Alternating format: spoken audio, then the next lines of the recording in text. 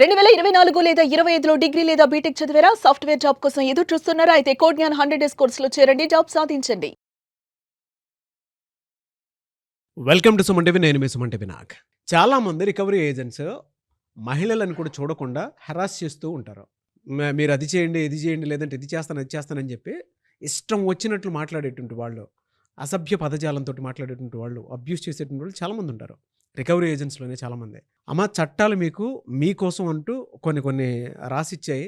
వాటికి సంబంధించినటువంటి వాటిలో కనుక మనం చూసుకుంటే ఏమున్నాయి అండ్ ఆ రైట్స్ని మీరు ఉపయోగించుకొని మిమ్మల్ని మీరు ఏ విధంగా ప్రొటెక్ట్ చేసుకోవచ్చు అనేది ఈరోజు మనతో పాటు ప్రముఖ అడ్వకేట్ శశికాంత్ గారు ఉన్నారు. అది వారి మాట్లాడి తెలుసుకుందాం. Hello sir. నమస్తే అండి. సార్, మనం రెగ్యులర్గానే చూస్తూ ఉంటాము రికవరీ ఏజెంట్స్ జెంట్స్నే ఎలా పడితే అలాగా ఇష్టం వచ్చినట్లు మాట్లాడుతూ ఉంటారు. ఇంకా సింగిల్ ఉమెన్ అనుకోండి సార్, ఇంకా వాళ్ళ ఇష్టం, ఎవరో చూడలేదు కదా, చేయట్లేదు కదా అన్న పాయింట్లో ఆ వీక్నెస్ని పట్టుకొని ఇష్టం వచ్చినట్లు చేస్తూ ఉంటారు.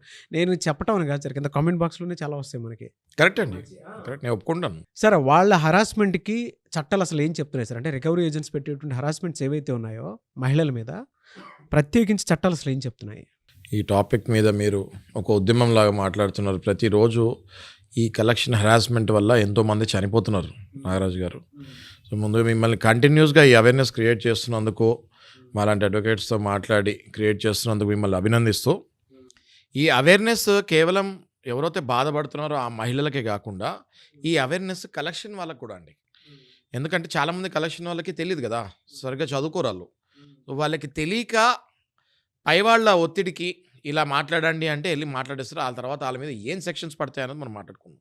ఒక మహిళ ఏదైనా లోన్ తీసుకొని బై మిస్టేక్ జాబ్ పోతాం వల్లనో, బిజినెస్ లాస్ అవటం వల్లనో లోను కట్టలేని పరిస్థితిలో ఉన్నప్పుడు కలెక్షన్ వాళ్ళు వాళ్ళ ఇంటి ముందుకు వచ్చి ఆ మహిళతో మిస్బిహేవ్ కనుక చేస్తే, అంటే ఫర్ ఎగ్జాంపుల్ ఆవిడ అక్కడ నుంచి ఉంటారు, వీళ్ళు గేట్ దగ్గర నుంచి ఏమమ్మా డబ్బులు తీసుకున్నప్పుడు తెలీదా, కడతాం చేత కదా అని చెప్తాం వరకు ఒక కైండ్ ఆఫ్ హెరాస్మెంట్.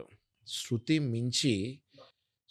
మించి వీళ్ళు గడప దగ్గర నుంచే ఒక లేడీతో ఎలా మాట్లాడాలో కూడా తెలియక, ఏ తింటున్నారు కదా, పెళ్లి చేసుకుంటే సరిపోద్దా, పిల్లల కంటే సరిపోద్దా, కట్టాలి కదమ్మా లోను, పిల్లల కంటే సరిపోద్దా అన్న మాట మాట్లాడటం జరుగుతుంది. నా దగ్గర కంప్లైంట్స్ వస్తాం జరిగినాయి నాగరాజు గారు.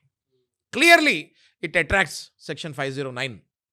అంటే 509 సెక్షన్ ఐపీసీ ఏమంటుందంటే, ఇప్పుడు బిఎన్ఎస్ కిందకి మారింది. అది ఏమంటుంది అంటే, మీరు కనుక మహిళలతోటి if you even utter a single vulgar word or even if you give a single vulgar gesture, అంటే చేతులతో కానీ కళ్ళతో కానీ కాళ్ళతో కానీ ఎటువంటి రాంగ్ సింబల్ మీరు మహిళ వైపు కనుక చేస్తే ఇమ్మీడియట్గా అది సెక్షన్ 509 కింద వర్తిస్తుంది. దానికి సింపుల్ ఇంప్రిజన్మెంట్ 3 ఏళ్ల వరకు శిక్ష పడుతుంది.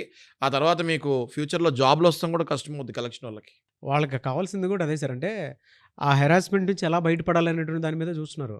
Thank you so much for the information అండి. ఇంకోటి నాగరాజు గారు, శారీరకంగా దగ్గరికి వచ్చి మాట్లాడటం, తాకడం, ఇలాంటివి కనుక చేస్తే స్ట్రైట్ సెక్షన్ 354 వీళ్ళ మీద పడిపోతుంది. 3 years నుంచి 7 years వరకు వీళ్ళకి శిక్ష పడే అవకాశం ఉంటుంది. హెయిర్ పిన్ కాదు కదండి, వాళ్ళు ఒక ఎంట్రికని టచ్ చేసినా కూడా చాలా సీరియస్ అవుతుంది. కలెక్షన్ వాళ్ళు అది గుర్తుపెట్టుకోవాలి ఈ పాయింట్. అదే కాదు నాగరాజు గారు, అర్ధరాత్రి 7 తర్వాత నార్మల్గానే ఎవరి దగ్గరికి వెళ్ళకూడదు. అలాంటి వీళ్ళు మహిళలుగా ఒంటరిగా ఉన్న ప్లేస్లో అర్ధరాత్రి 7 తర్వాత కాళ్ళు కనుక పెడితే చాలా అంటే చాలా పెద్ద సెక్షన్స్ వీళ్ళకి అట్రాక్ట్ అవుతాయి. ఇది క్లియర్గా ఆర్బీఐ ఫెయిర్ ప్రాక్టీసెస్ కోడ్లో మెన్షన్ చేస్తుంది. ప్రతి కలెక్షన్ వాళ్ళకి నేను చెప్పేది ఏంటంటే, ప్లీజ్ మీరు మీ మంచి గురించి, ఇప్పుడు అయిపోయింది బాధితుల మంచి గురించి చెప్తాం, అయిపోయింది కలెక్షన్ వాళ్ళ గురించి చెప్తున్నాను, మీ మంచి గురించి చెప్తున్నాను నేను. ఈ సెక్షన్స్ మీ మీద వేసుకోకండి, మీ కెరియర్లు పాడు చేసుకోకండి అని చెప్తున్నాను. అదే కాదు నాగరాజు, ఇంటికి డైరెక్ట్గా ఎంట్రీ ఇచ్చేసిన అది ట్రెస్ పాస్ ఐపీసీ 441. ఇంటి దగ్గర బలవంతంగా ఫోటోలు తీసినా, ఇంటి ఫోటోలు తీసినా, వీళ్ళ ఫోటోలు తీసినా అది కనుక మిస్యూజ్ చేసి ఐటీ యాక్ట్ సెక్షన్ 66 కింద పడుతుంది. ఇవన్నీ కలెక్షన్ వాళ్ళకి ఇన్ని సెక్షన్స్ పడతాయని వాళ్ళకి 1% కూడా ఐడియా లేదు అని నేను చెప్తున్నాను. అట్లా కూడా కాదు నాగరాజు గారు.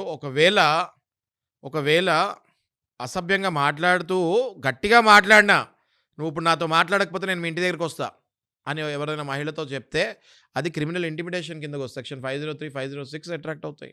నేను ఇవన్నీ చెప్పేది కరెక్ట్ అయితే కలెక్షన్ వాళ్ళు కూడా దీనికి కమెంట్ పెట్టొచ్చు. అవును సార్ మేము ఇట్లా చేస్తున్నామని. తప్పులేదు, మీరు తప్పు ఒప్పుకోండి అట్లీస్ట్. మహిళలు ఎవరైతే దీనికి గురయ్యారో దయచేసి వాళ్ళ కింద కమెంట్స్ పెట్టండి అమ్మా.